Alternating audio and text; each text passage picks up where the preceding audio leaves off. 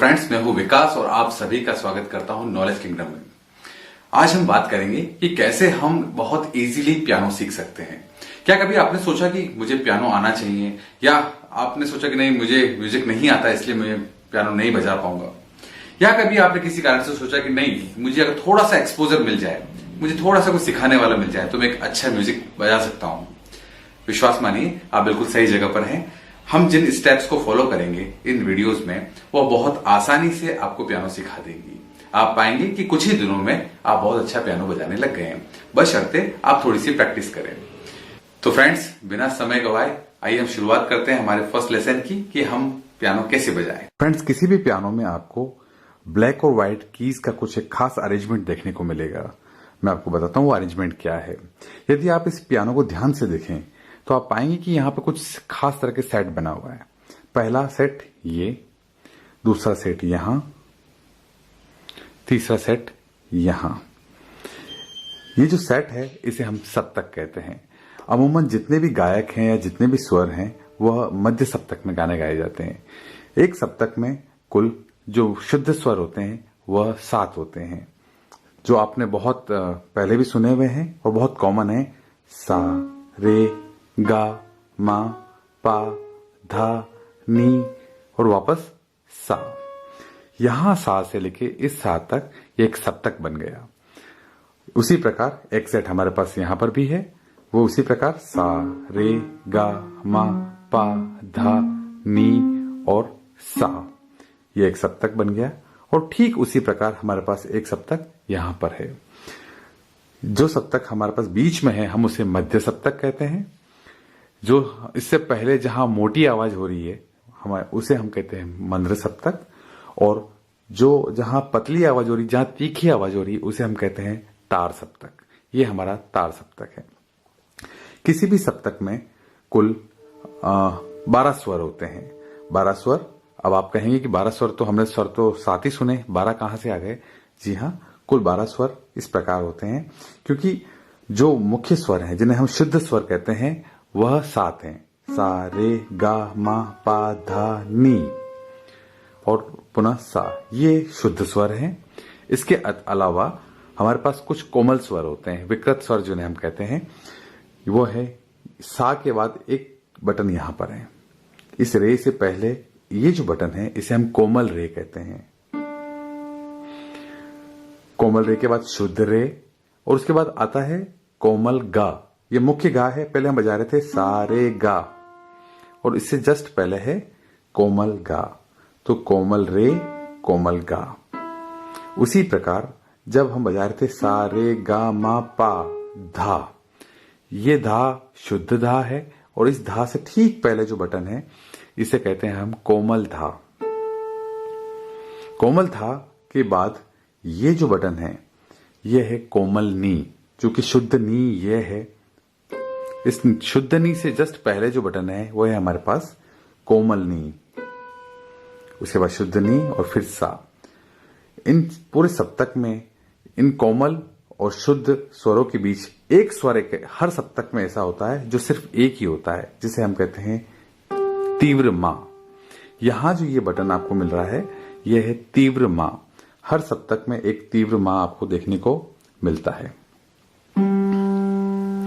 तो इस प्रकार हमारे पास कुल 12 स्वर हुए, जिनमें से 7 आपके पास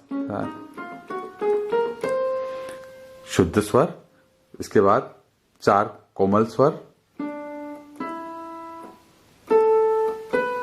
और एक तीव्र। इस प्रकार हमारा पूरा सप्तक पूरा हुआ।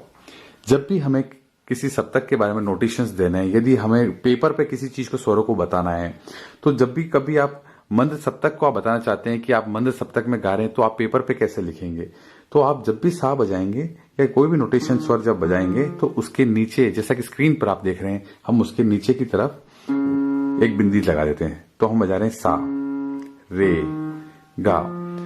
ये बिंदी इस बात का प्रतीक है कि हम मंद सप्तक में गा रहे हैं। जब हम मध्य सप्तक में कोई चीज बजाते हैं तो ऑन पेपर हम इस पर ना ऊपर ना नीचे कोई भी बिंदी नहीं लगती या कोई नोटी कुछ इसमें मार्क नहीं होता। तो ये इस बात का प्रतीक है कि हम मध्य सप्तक में गा रहे हैं। यदि हम तार सप्तक में कोई चीज बजा रहे हैं तो हम उसके ऊपर की तरफ, जी हाँ, ऊपर, जैसा कि स्क्रीन पर आप देख रहे हैं, ऊपर की तरफ हम बिंदी लगाते हैं तो यह बताता है कि हम तार सप्तक में कोई गीत गा रहे हैं। जब हम शुद्ध स्वर जब लगाते हैं तब हमें कोई अलग से एक्स्ट्रा ऑर्डिनरी कोई हमें मार्क जो नहीं लगाने की आवश्यकता होती है। लेकिन जब हम कोमल स्वर जब बजाते हैं, जैसा कि कोमल रे, कोमल गा, कोमल धा या कोमल नी, तब हम उसके नीचे, जैसा स्क्रीन पर आप देख रहे हैं, एक अंडरलाइन कर लेते हैं। तो किस तरीके से रे बजाएंगे हम? कोमल रे, गा, धा और नी, इस प्रकार हम अंडरलाइन करते हैं, जो इस बात का प्रतीक है कि हम कोमल स्वर में बजा रहे हैं। ठीक उसी प्रकार जब हम तीव्र मां बजाएंगे तो हम मां के ऊपर एक खड़ी लाइन इस प्रकार करते हैं, जो ये हमें बताता है कि हाँ, ये मां शुद्ध मां से अलग है। तो ये हमारी जिस तो पैटर्न है वो एक स्वर लिपि है जिससे हम आगे बढ़ेंगे। अब हम बात करते हैं एक असाइनमेंट की। तो आपको एक कार्य, एक जो प्रैक्टिस बार बार करनी है, इस फर्स्ट लेसन के एंड में मैं आपको वो बताऊंगा जो बहुत जरूरी है। अब हम बात करते हैं कीज के पैटर्न का अरेंजमेंट की। जब आप प्रैक्टिस करेंगे तो आप अपने हाथ को इस प्रकार रखें और याद रहे फिंगर्स जो हैं आपकी वो ब्लैक कीज पर चलें और जो नीचे आपका थंब हमेशा नीचे चले, जितनी व्हाइट कीज है उस पर।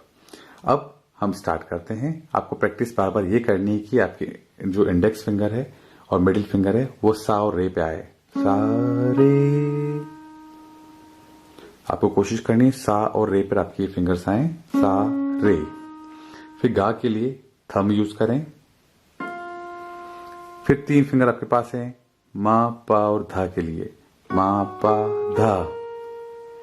वापस नी के लिए आप थंब, जैसा कि मैंने बताया कि थंब हमेशा नीचे व्हाइट कीज पर चलेगा, नी और सा। वापस सा, वापस थंब नी, धा, वापस इन तीनों फिंगर का वही यूज करना है, पा, मा, गा, वापस थंब, रे, सा। आपको यही प्रैक्टिस बार बार करनी है। ऐसा ना हो कि आप फिंगर्स को आपस में मिक्स कर दें, कोई भी चीज को किसी फिंगर से कोई भी चीज बजा रहे हैं। आपको बहुत इजीली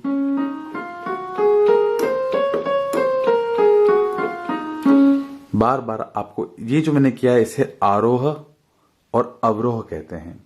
आपको बार बार आरोह और अवरोह की प्रैक्टिस करनी पड़ेगी शुद्ध स्वर के साथ। नेक्स्ट आपको मैं बताऊंगा नेक्स्ट लेसन में कि कैसे आपको इसके अलावा अब कोमल स्वर की प्रैक्टिस कैसे करनी है और अलंकार का प्रयोग कैसे करना है। फ्रेंड्स, विश्वास मानिए आप बहुत जल्दी सीख जाएंगे। बहुत आसान है, थोड़ा सा आपको प्रैक्टिस और समय इसे देना पड़ेगा। यदि ये आपको वीडियो पसंद आया है तो हमारे चैनल नॉलेज किंगडम को सब्सक्राइब करना ना भूलें, इसे लाइक करना ना भूलें। Thank you so much.